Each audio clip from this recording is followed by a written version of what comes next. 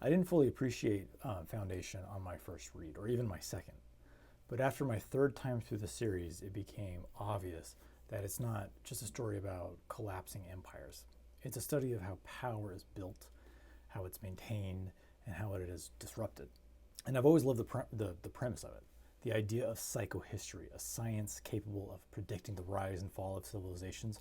It's one of the most compelling concepts in science fiction, and it just impressed me so much as a teenager. The notion that you could shorten a 30,000 year dark age into a single millennium is what makes Foundation feel like evergreen, and even after however long it's been published, like 75 years.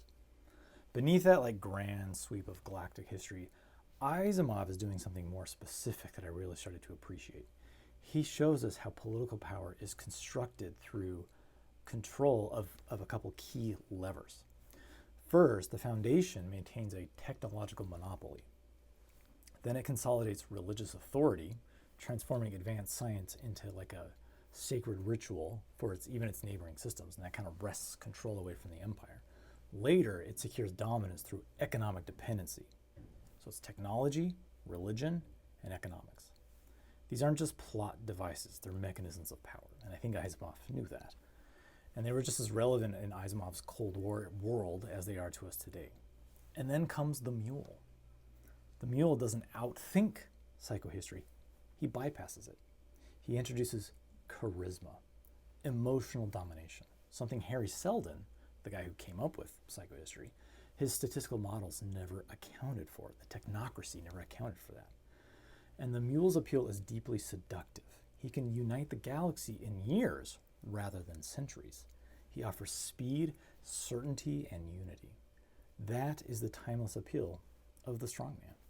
Why wait for slow institutional progress when one decisive leader can shape everything now? That's the seduction. That is where Foundation intersects with David Graeber and David Wengrow's The Dawn of Everything. In that book, they argue that power typically rests on three foundations: control over violence, control over information, and charismatic authority.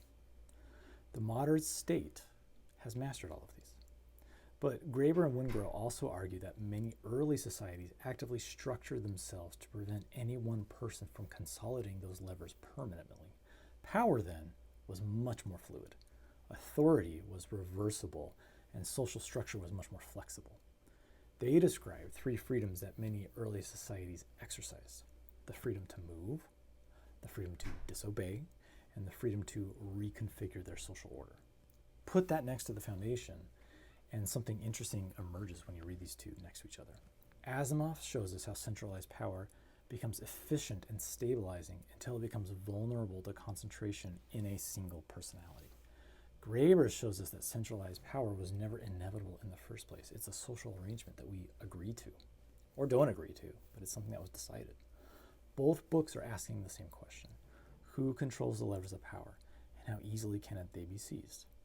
If there's a takeaway, it's this: modern political power often presents itself as natural and inevitable and necessary, but history suggests it is far more contingent and far more arbitrary than we assume. And that is a lesson that I got from both these books. Please hit subscribe if you enjoy my commentary and my book reviews. I'm also an author. I have a website called wickwelker.com. You can check it out, no pressure. And I'm a medical doctor. I do a podcast about intensive care and anesthesiology. You can check that out. It's called ICU Doc Talk. And I'll see you next time. Thanks.